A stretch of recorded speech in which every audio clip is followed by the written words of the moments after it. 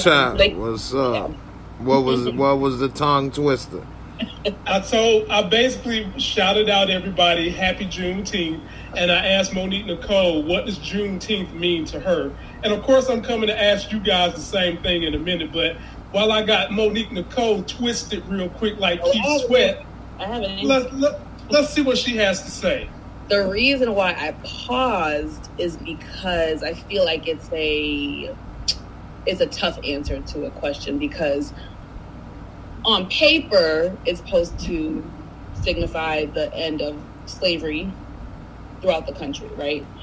And our freedom.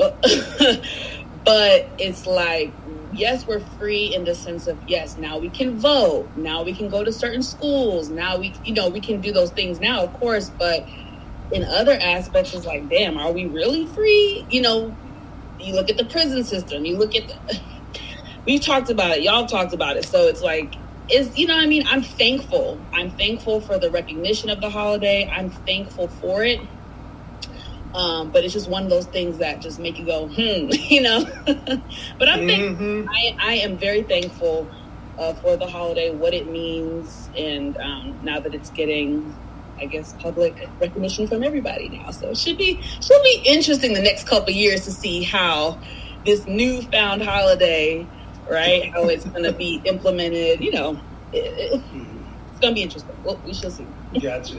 And we'll welcome in J Mo. And J Mo, happy Juneteenth. My brother, what does Juneteenth mean to you so far? Well, I mean, as far as the historical aspect, a lot of people don't know about it, so I'm just happy that it'll bring awareness and letting a lot of people know that it took 2 years for people to, for a lot of slave owners in Texas and other places to finally let the, people know that they were actually free. And a lot of people think once, the Emancipation Proclamation or the Civil War was over that slavery ended, and that's not what happened. And so I think it's good for people to actually learn what it really happened and what it really means.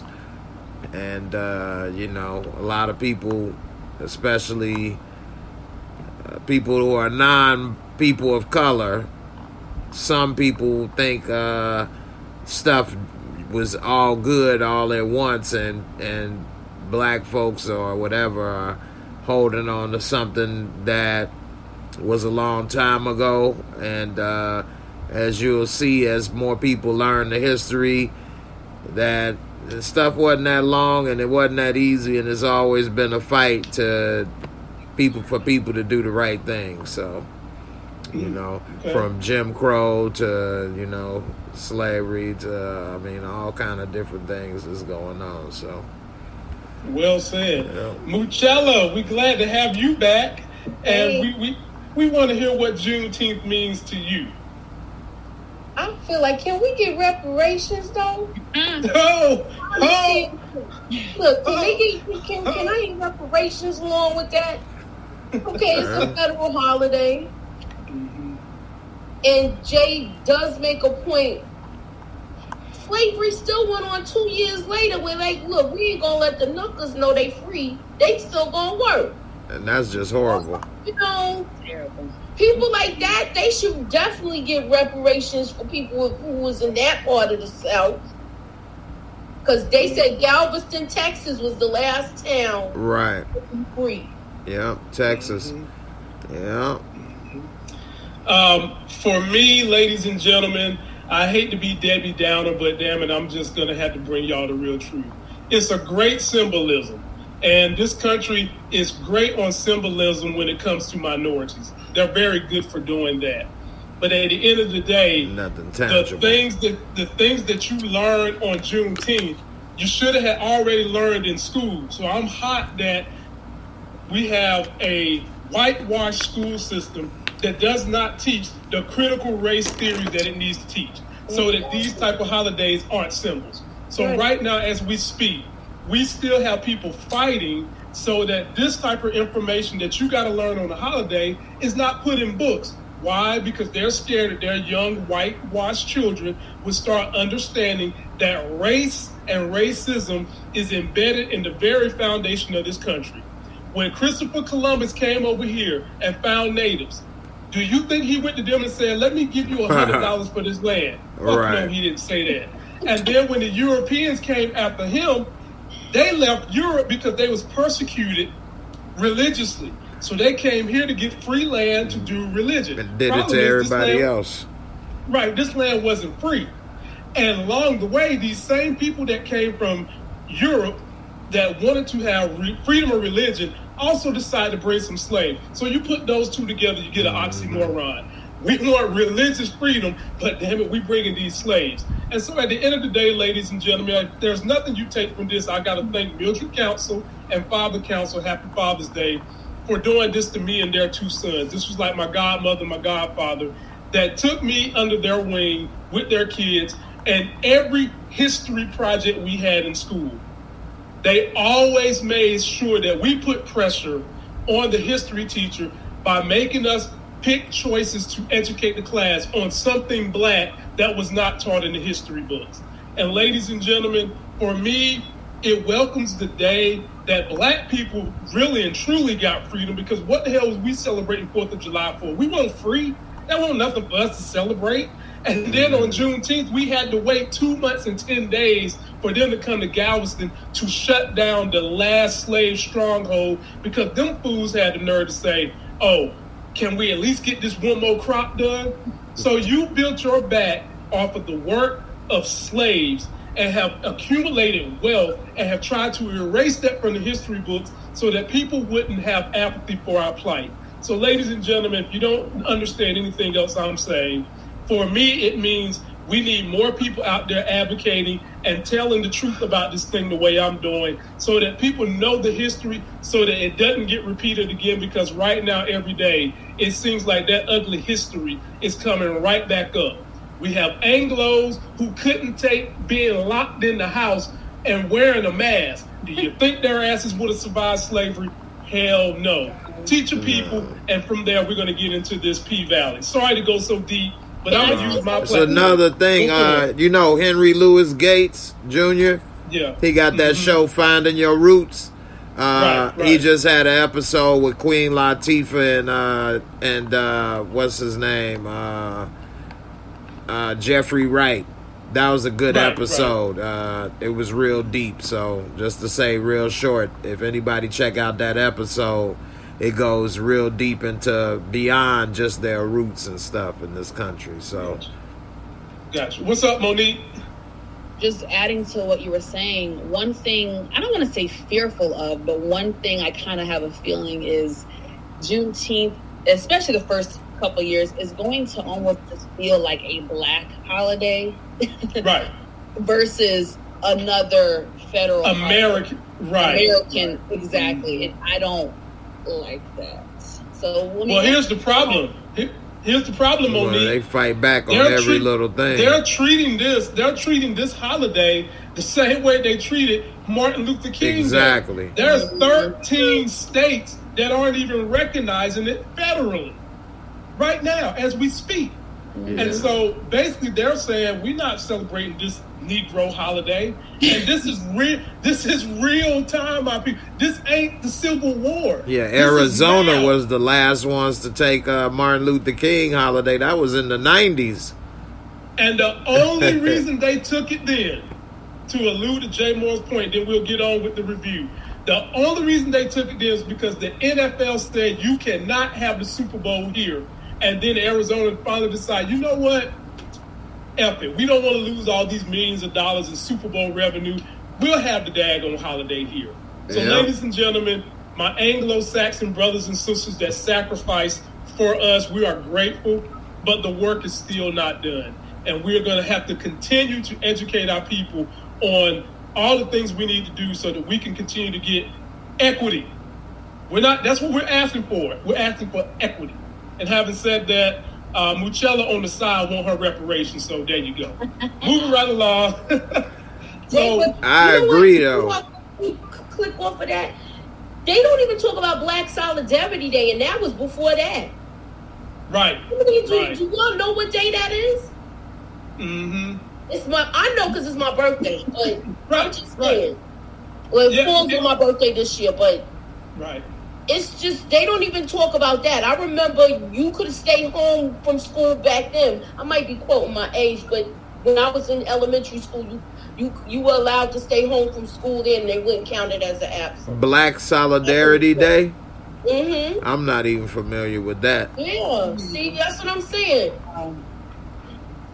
It's like this would have to be a whole thing. Yeah, we don't have to do this. Last point up. This could be a really good conversation because we're gonna have to do it. Now coming out right. We're gonna have to set a panel. Right, and for those that don't know, history was my minor.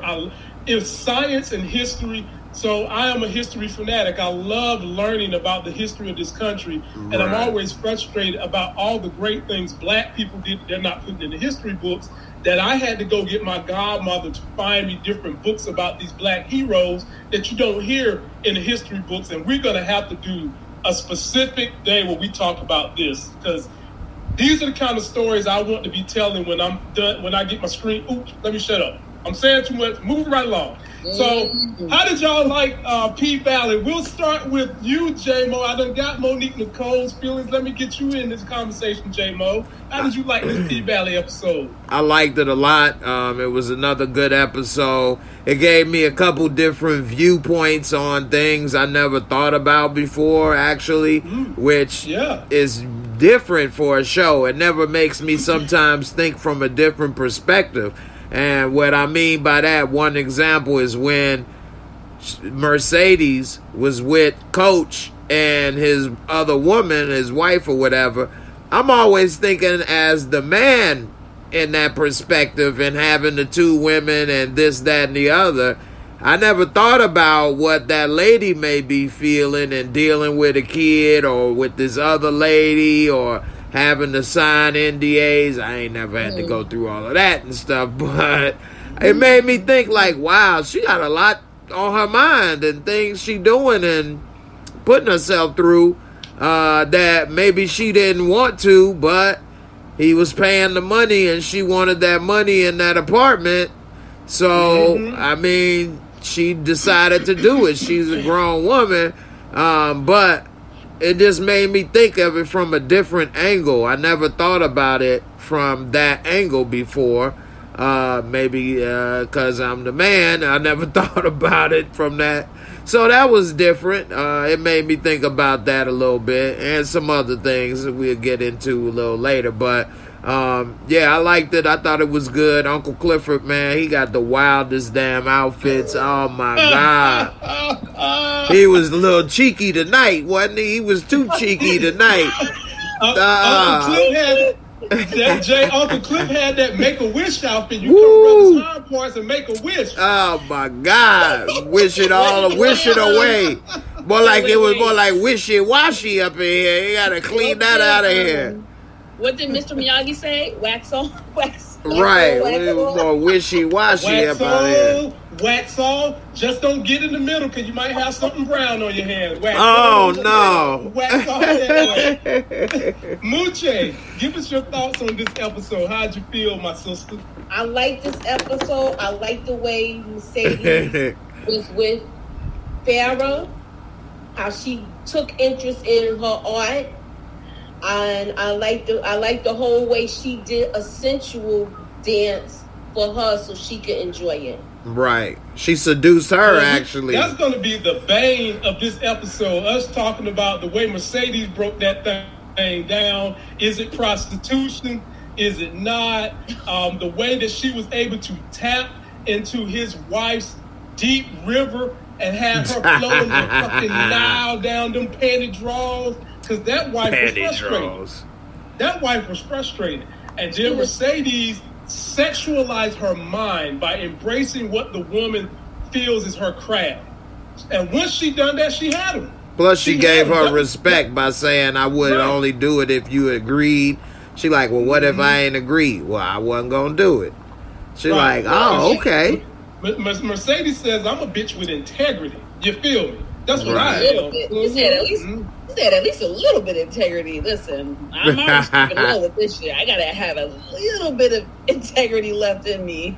Right, Yeah, right. I But mean, hey, that was- I mean, it ain't wrong if the wife agree with it. I mean, the wife agree with it, but They all here's grown. the thing, like J Mo said, does the wife really and truly have a choice? I mean, we can all sit here and say she has a choice. She could say, you know what, I'm not dealing with this lifestyle. To me, you having all these bimbos is not important enough for me to stay with you. I don't care how much money you got, because a lot of women would say that. But then you get to real life where a lot of marriages, people stay together for the business aspect of the marriage, because it's so hard to split when you have certain level of finances and businesses and things running. You wind up just staying for comfort. And Right. it felt like that's what this lady was doing until Mercedes said, this chocolate bunny It's is for, your it's honey. for comfort and Yeah. security, because how many NBA, NFL player? Listen, what Mhm. what we saw in that episode? That is about 11 different people's stories, right? Yeah. Right? Yeah, but everybody ain't rich that lived that too, and I think I that was she about to enjoyed say. that. Well, no, Yeah, but when we Yeah, too. when we get into NDAs and stuff, that lets you know the caliber Yeah. of the person you're Mhm. dealing with. So what yeah. I'm saying Right. Well, is- he's a public figure, and so you can't have my business Right. out there because you could cost me my job. right. So It that's could what be that assumed is, he's yeah. a coach of like a NFL team. NBA or NFL. You know, it's Yeah. could be assumed kind of that he's the coach of. You know, what I mean, They said it He's coaching last something. season. He the coach of the NFL team. yeah. Yeah. So yeah, you can't have all this business out there in the streets like that. But Shout out. yeah, that enhances their relationship. Because you saw when she got up to answer the phone, they were into each other and they didn't need her now. That turns them on and enhances their relationship. You know, so it's not that she's only there because of comfort. She enjoys women. I mean, she wouldn't have been kissing her if she didn't. And she enjoyed everything, the dance and all of that. And they're grown. They're all grown. So, you know, I don't think he was necessarily, you can look at it a lot of ways. Was he paying her to do it, or paying her to be quiet, or paying her to be complicit? It depends on how you want to look at things. Some people say you don't pay the woman to come, you pay her to go. Some guys say Man. you pay her to come, and you don't, that's why you Bruh, had to pay her to come over. That man was paying Mercedes $10,000 for the weekend to make him come as much as he could in that weekend. That's Yeah. what he was paying 10 G's. That's to keep this thing real. And Mercedes looked like she the type, she could put it on you so good after one nut, you done. That'd be easy money. Yeah, but I'm Easy sure he could have money. got plenty of women for less money. He could have, but So- he likes Something Mercedes. about her. It's something Right. about her. He Yeah. likes what she does, and he's paying her, I think, to be complicit. Because he paying her 10 G's every weekend and giving her a penthouse or whatever, a condo. So I think it's a couple things. I think it's Mercedes is a unique and special person, and he likes her Right. for Mhm. obvious reasons. But I also think it could be the fact that she is, how do I say this, a business-minded woman. You know, she's in the world of like transactional things. You know what I'm saying? So it's kind of like he doesn't have to worry about her catching feelings. He doesn't have to worry about it being another Drama. Yeah. drama type of situation. Right. I think they've known each other for years, is what's been perceived on the show since last season. They've known each other for a long time. Yeah, he one of her steadies, as they say. Yeah. He knows that with Mercedes, she knows the deal. She's very transactional. Right. Ain't gonna be no mess, right? So I think that's also a part of why he really that's He liked like, them moves number that one. she do too. That's He his said, number one. yeah, That's his number one. yeah, he said to get on there and do that move that you do, such and such and stuff. So, Mm, yeah. mm. Shout out to the 100. He wasn't going to join. Nah. She was just No. like, I let y'all do what y'all do. Right. Right. But then once he said, no, you got to see her show. And I guess she probably thought it just was going to be a bunch of twerking and Right. just, just not what she was expecting. Not So what happened? and she got turned on. Look, What happened, Moochie? with the quickness. What happened, Moochie, was Mercedes was a grown ass woman. Right. And all these other chicks he been messing with were scallywags. Mercedes did something the other women didn't do. She stepped to the wife and said, look, I was not going to do this if you weren't on board. And not only did she do that, but she ingratiated herself to the wife after the wife had disrespected her. The wife told her, say beautiful, not beautiful. and Right. was just treating her bad and all kinds of stuff. Didn't even Mercedes- shake her hand. You walked in, you're right. Yeah. And But so then- Mercedes, The whole thing changed with once she took interest in her and her what she loves her See, art. yes, and That's- Mercedes being that grown a woman, no, look, if I want the wife to be on board, I've got to ingratiate myself to the wife. And when the Mercedes figured out that wife was in the art, she dove right on it. And I do believe that she liked the art because the way she poetically described that art made me believe she liked it. And so when she done that, she had that white panty draw soaking wet in her hand. Soaking wet. Now, the unexpected part of the contract was the wife joining in. Go ahead, Monique. Hold on. Okay, because that whole photography stuff, right? Mm-hmm. I see that it sounds like some of y'all are saying Mercedes did that intentionally to get in good with the wife, and I feel like yes, that could be true. Mm-hmm. But I also think it was from a woman to woman, because the husband was kind of downplaying her skill set. So I think it was more so of a woman to woman. Nah, girl, you're talented. You know what I mean? Because it's like I think it's both. Yeah. It could be both. It could be all of it. It could be all of it. I feel like she was being sincere with her now with the picture and everything. Yeah. Right. I do too.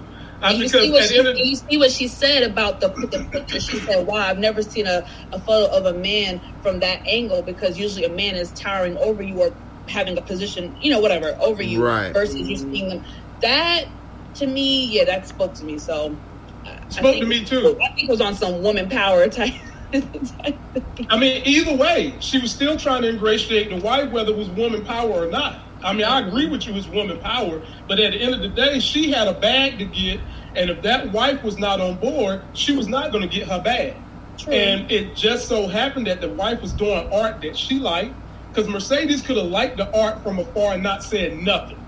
She didn't have to say nothing, but she wanted to make sure that wife felt good. That wife felt good.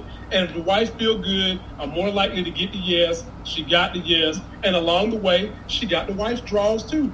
Everybody had Krispy Kreme around their face. Everybody did. Looking like a dozen glazed donuts up in this piece. Mm-hmm. But we'll come back to that in a minute. Let me shout out all these wonderful people. We've got 200 people in the building.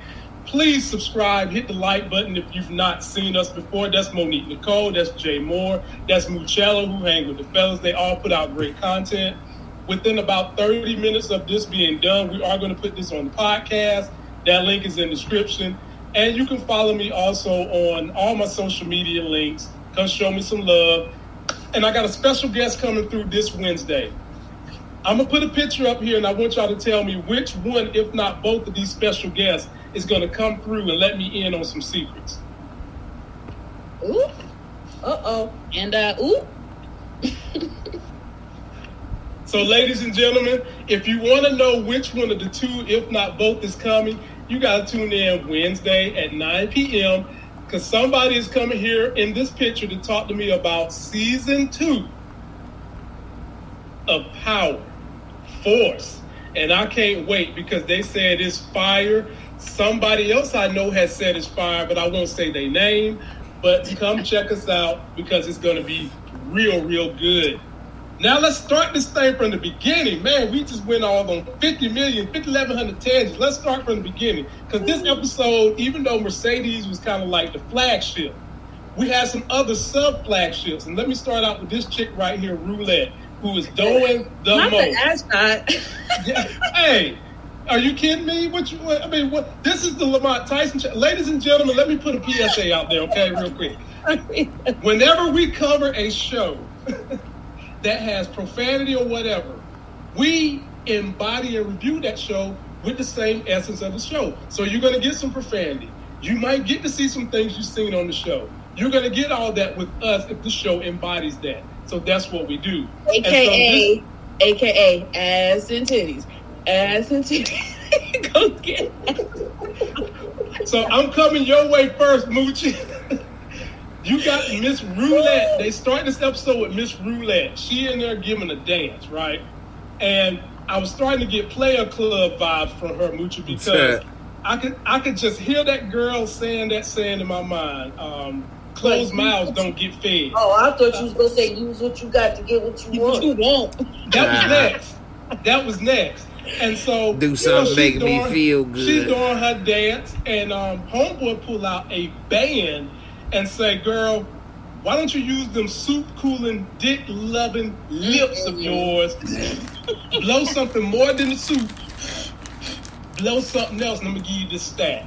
Moochie, talk to me about Roulette and her opening, because she made a bag, and then she made so much money. She coming here picking on Mercedes, saying, "I'm the type of bitch that look at a bag halfway half full." Yeah, I'm an optimistic girl. So talk to it, Moochie.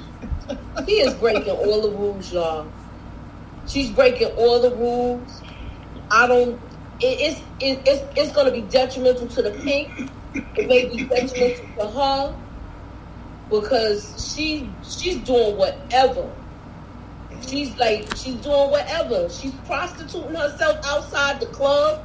She's just Moochie. Moochie, wait a minute, Moochie, wait, Moochie. Haven't you heard what them women be saying in the club, Moochie? You heard what they said, closed legs don't get fed. They ain't say that. But we ain't saying getting, put it in your mouth, though. Well, where you supposed to put it? In the butt? No, you're not supposed to do none of that in the club. You're not supposed to, but yeah. You're gonna get the club shut down. She breaking all the rules. And Uncle Clifford got a damn rule book. It's gonna be detrimental to the pink. Detrimental. It's true. J-Mo, jump on in there, Jay. Be able to sell a place because if they shut it down. Ooh. That would be the easy way out for them. Yeah. Damn. J-Mo, what you got, man? Rule 100.275. Keep them lips together.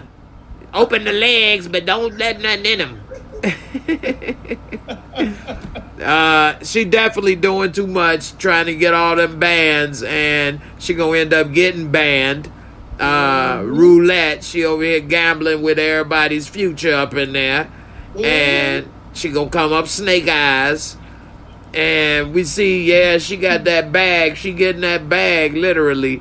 But you're going to be able to keep getting it long term is the key. You know? Yeah, you may make, let's say, who would rather make, for example, $10K for a week? Or would you rather make $2K every day for a couple years? You know, you would end up making more in the long run. Oh, Alexa. His women call him. He done muted Alexa. He got some of his women calling him. He done muted us. He got to tell. Alexa. To stay outside. Alexa. Oh, I'm talking about the pink. Alexa. Alexa. Oh, snap. Alexa. Alexa. Stop. Alexa. Stop. Jump on in there, Monique, because Alexa. Jay, somebody done jumped on him like Alexa. I'm talking about that Stop. woman in my presence. He had to go open the front door, y'all. Okay. Alexa. Buzzer in. Alexa.